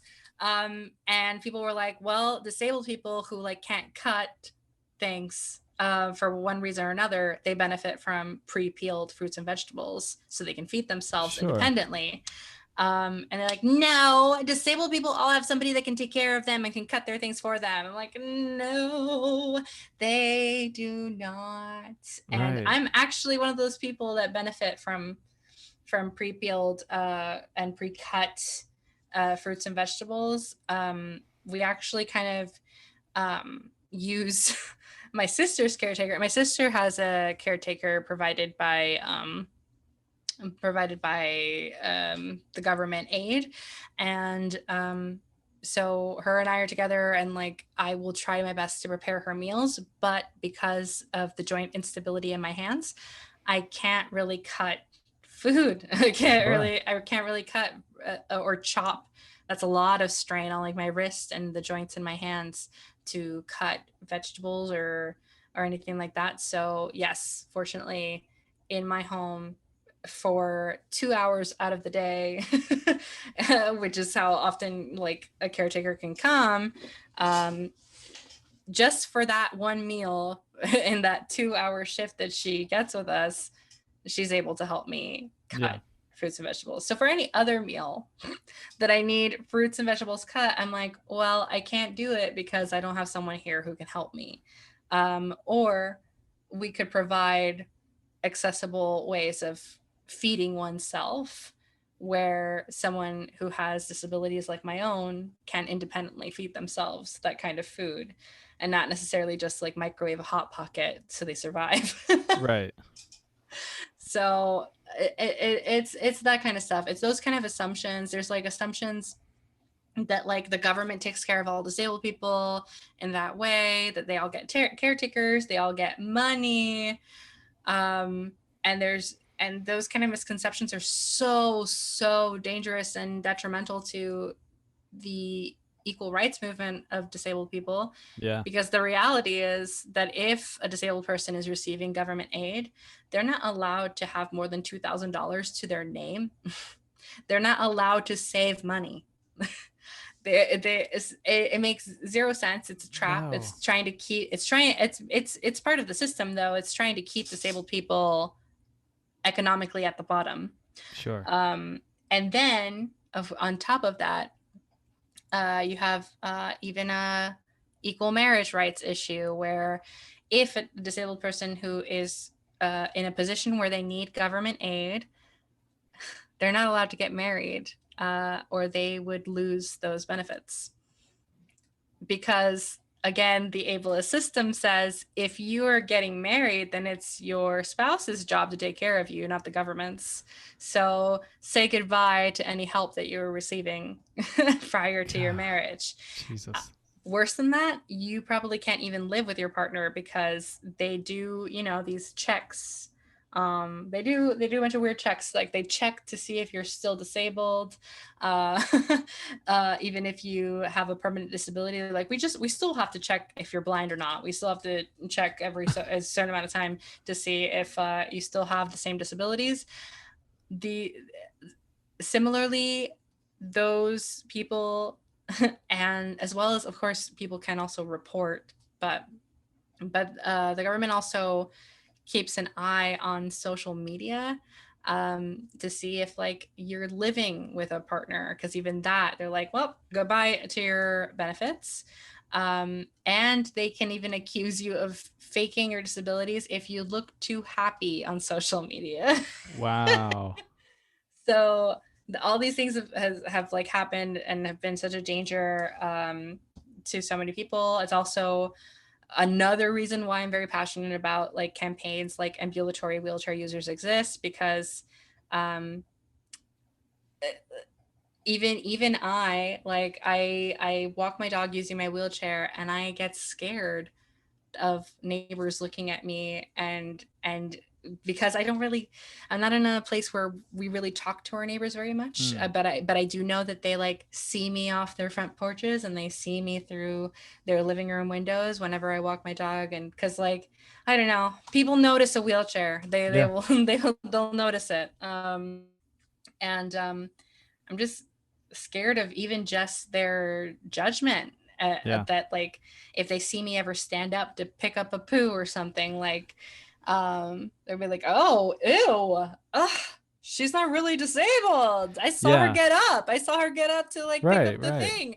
So it's huge. For me, I'm severely disappointed that it's not common knowledge that ambulatory wheelchair users exist. It's severely disappointing that like again, I don't know how many times we're gonna say that it should have become a sober drinking game. How many times I'm going to say this, but it's a representation issue. Because massively, every time in media, in novellas, oh my gosh, where a character stands up from a wheelchair, it's this big dramatic reveal, like, oh my god, they were faking this whole time. And we still do it like to this day. Like I think I remember I had to review, oh my gosh, this problematic Netflix show about like a beauty pageant. I don't remember, but even like something that came out as recently as a couple of years ago, they had that trope of like a wheelchair user stands up and they were faking the whole time. So they're still doing it, like still currently. They won't show ambulatory wheelchair users. They won't show that they exist on media. Like I don't think in the US at least, because I know that there's one ambulatory wheelchair user on a TV series in Britain, Hmm. but in the US, I don't think I've ever seen a character, especially a young character, Right. um, use their wheelchair just to leave the house, but like maybe inside the house it's small enough that they are able to walk around in it, which is my case, because my house is not the most wheelchair accessible, very like narrow doorways Right. and hallways, and it's one of those old houses where like the living room is dipped down, so there's like a step down into the living room. Right. um so I don't use my wheelchair around the house unless I absolutely have to, because it's very tricky. Like I have to be very careful taking the wheelchair through a doorway because I don't want to scratch the doorway. Right. But if there's days where like I can't stand up for even a second, those are the days that I have to use a wheelchair. Otherwise, I will just push myself. Or just I don't know how to uh, describe like tolerating pain levels in that way. I feel like maybe um, uh, somebody trying to carry a hot pot from one counter to another and they don't have any like protective things. They're just like, okay, I'm gonna do it, I'm gonna go for it, and like you just try to move as quickly as possible and avoid Right. the pain as much as you can.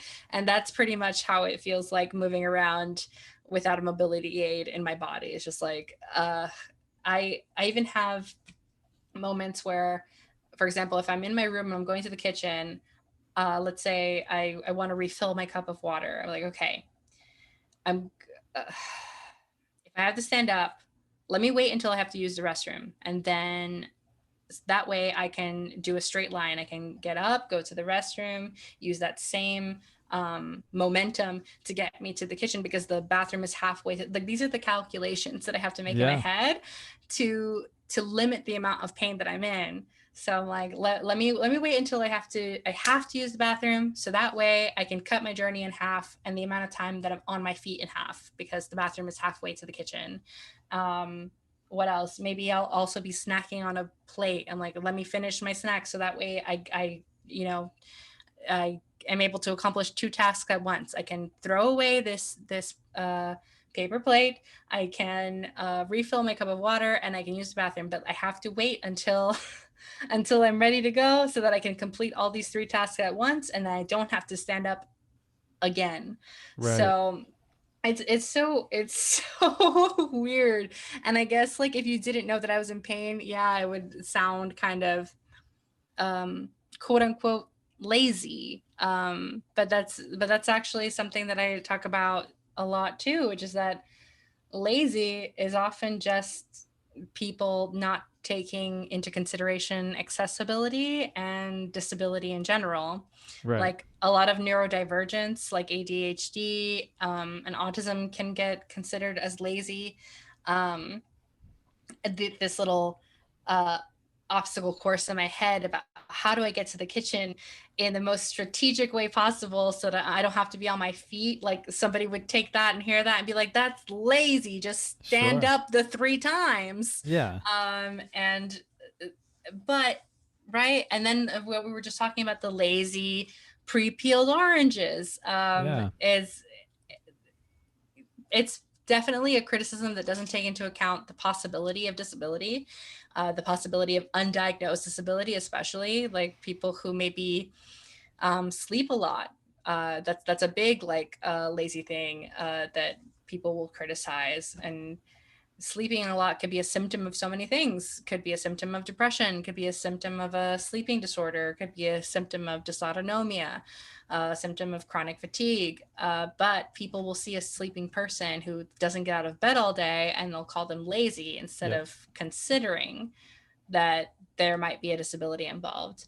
Right. um, so so that's a big one too. And the lazy criticism, counts for ambulatory wheelchair users as well, Yeah. where people will think, because I'm able to walk, that using a wheelchair makes me a lazy person. Or especially like at the theme parks, if I'm at the theme parks and somebody sees me stand up again, they'll be like, oh, lazy because you're using a wheelchair. I'm like, Right. no, I literally could not participate in this theme park day if I didn't have my wheelchair. um, I literally could not, I couldn't even make it out of the parking lot if I didn't have a Right. wheelchair. um, but so many people don't know that. I've heard so many horror stories about um, people who use their wheelchairs at the theme park and like get out of their wheelchair to get into a ride.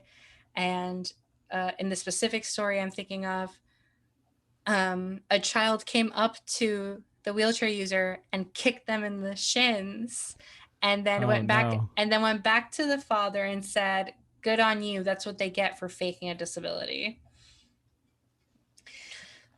So God damn theme it. parks are rough. Yeah. I had a situation once where an employee at a theme park, I was using a manual wheelchair. I don't remember why. Maybe it was just at the beginning when I was still using a manual wheelchair, and my friend was pushing me because I didn't have the strength to continue pushing myself.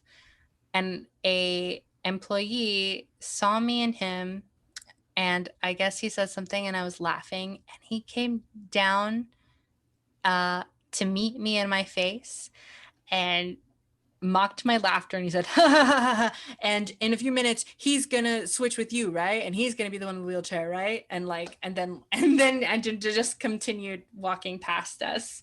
And it happened so quickly that my friend who was pushing me, he didn't even notice that that's what happened.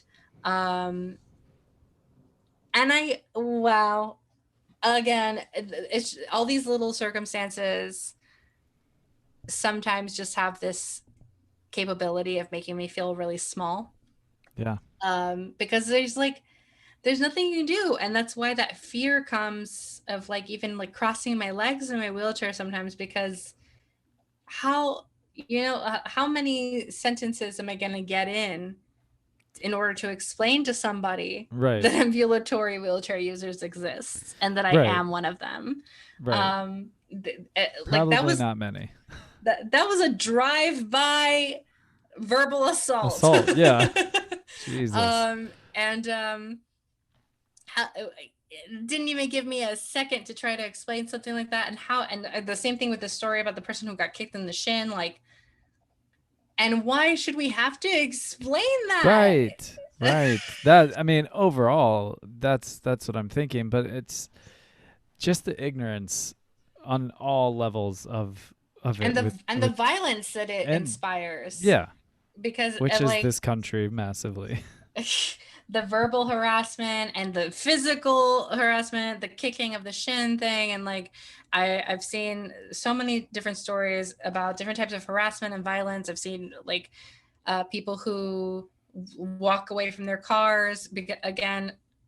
Just people don't understand this. Like, probably I have the capacity to. I could, if I'm parked right in front of an ATM, I could leave my car without a mobility aid. I probably wouldn't, because if I'm standing by the ATM, I would be doing something that looks like the pee dance in front of it to keep the pressure off my legs. Yeah, yeah. So if I'm in front of an ATM, I'd probably bring my cane. My cane turns into a little seat, a little stool, Okay. and I would use that in front of the ATM.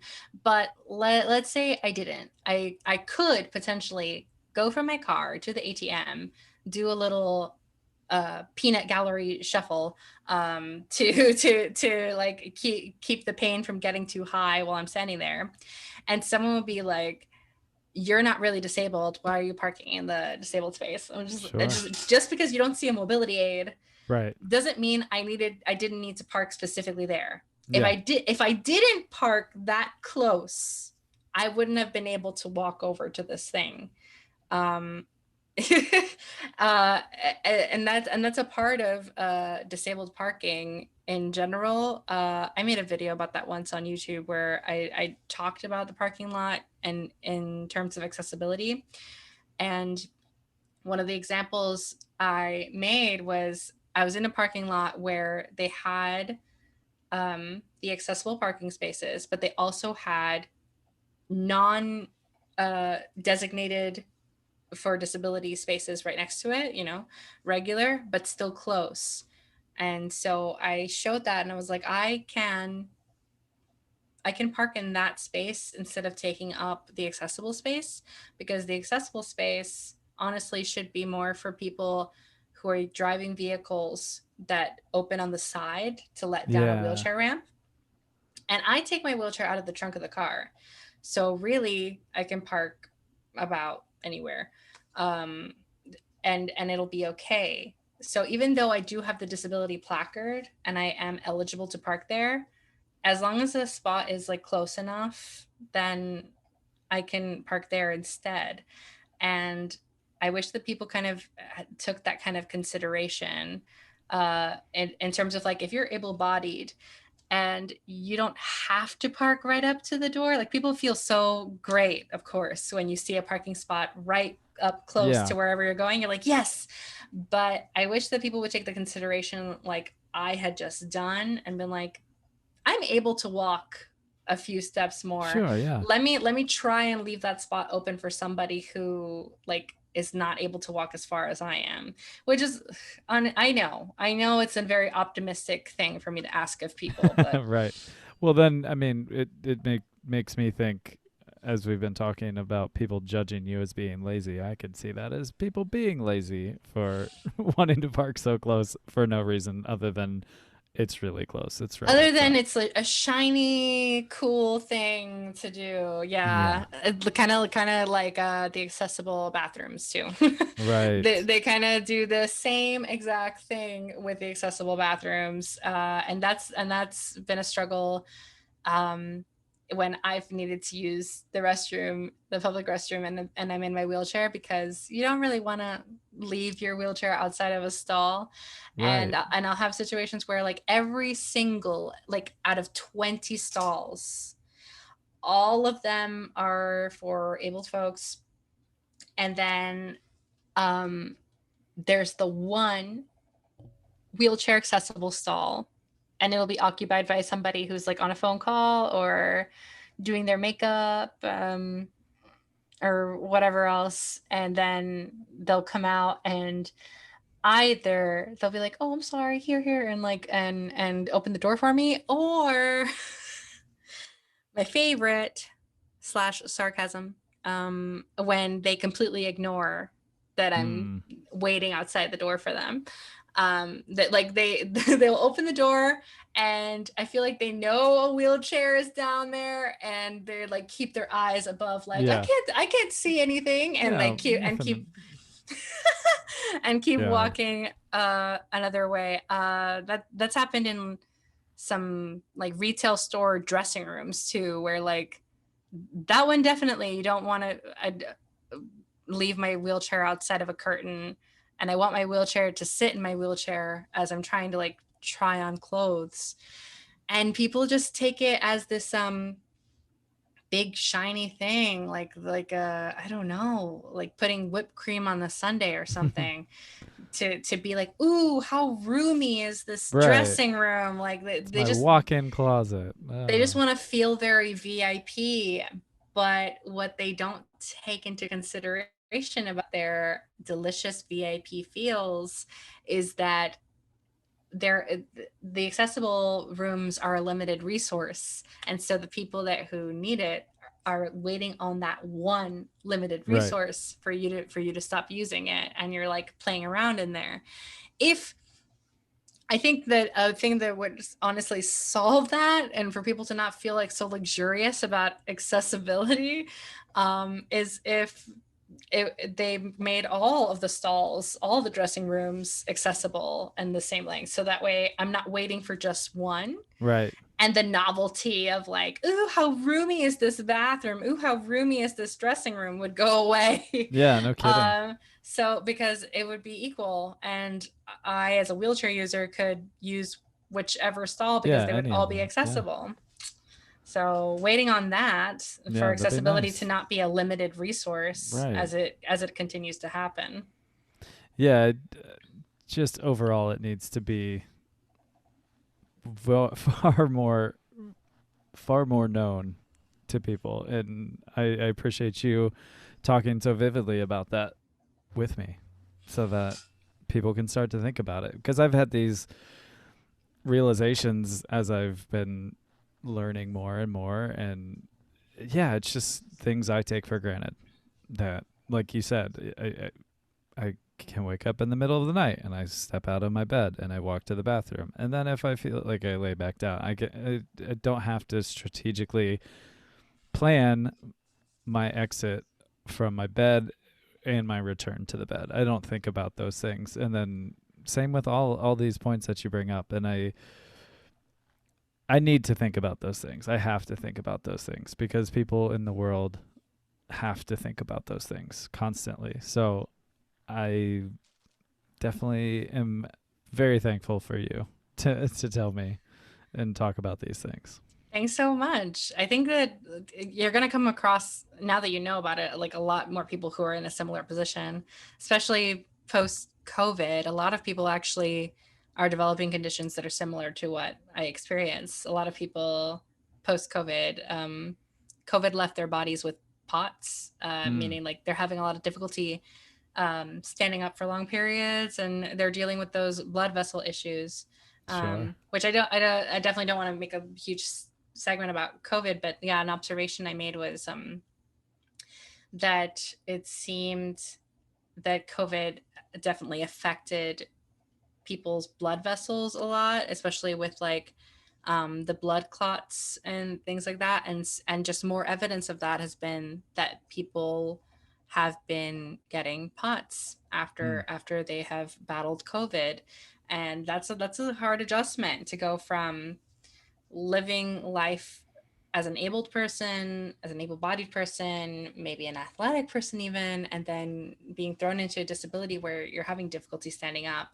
right. And that can make you feel very trapped at home, especially if you don't feel entitled to like use mobility aids or use any kind of tools that can help you to continue, doing the tasks that you have to do. So hopefully, I really hope that having these conversations makes people feel more um, able to advocate for themselves and use the tools that they need Yeah. to continue living their life. Yeah. I do too. I I had not even thought of that, but another another thing I have not thought about that I will now. Hmm.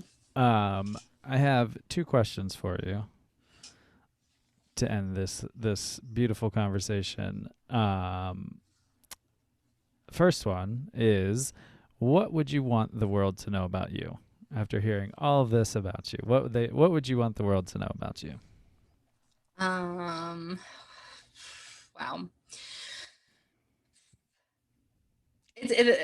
My brain is like, what do I want people to know about me, or what do I need them to know about me? I don't know. I guess something that's like on my mind right now is that I'm a person with a lot of good intention, and uh, even if one thinks that I'm like very confident or strong or any kind of those very sturdy words to describe somebody, there's actually quite a bit of like anxiety that I experience internally. And I experience a lot of anxiety and intrusive thoughts about um, almost every action that I do and everything that I say. Um, and I guess so I'd like people to know that I try my best to do no harm, and I try my best to advocate for people as much as I can out of a place of um, trauma and pain. The trauma and pain that I've experienced, I don't want other people to experience the same thing. So it comes out of a place of like, I would really, I wish that I could protect people from it. Oh, it's so beautiful. So beautiful. All right. Last one is, if you had the ear of everybody in the world, what would you say to them? um, I think to keep it short, I'd be like, listen to disabled people. um, and listen to their narratives, listen to what they have to say. Um, a big thing that comes to mind when I say that too is like how the disabled community has been affected by the pandemic and the kind of predictions that they've made since the very beginning. And disabled people, disabled activists are such a kind of an untapped resource by society, um, because disabled people are the champions of um, what's the word I'm looking for? Uh, Adjusting and adapting. Adapting is probably the better word. And they really have a lot to teach the whole of society because of that, because their entire lived experience is about adapting a world that is so uninviting to Mm. us. And we've had to learn how to survive in it, in so many different ways. So there's a lot to be gained. And just, I mean, at the bottom line is disabled people are human beings too. And so many people forget that. Um, but yeah, so if I could leave with one quote, and that would be listen to disabled people. Yeah. It's such a powerful message and so true. And I mean, like you said, adaptive to a world that is not the kindest, to say it very lightly. I mean, we can all learn so much. This has been so amazing. I thank you for just your openness and your honesty and having this conversation with me. And I've truly enjoyed hanging out with you. Yay! Right back at you. I really appreciate it. Yeah. And I hope you have a beautiful rest of your night. Thank you. You too. Thank you for listening to the Beautifully Human podcast. To hear more beautiful stories from beautiful humans, follow us on Spotify and rate, review, and subscribe on Apple Podcasts. Follow us on Instagram at the Beautifully Human Podcast. Peace signs up.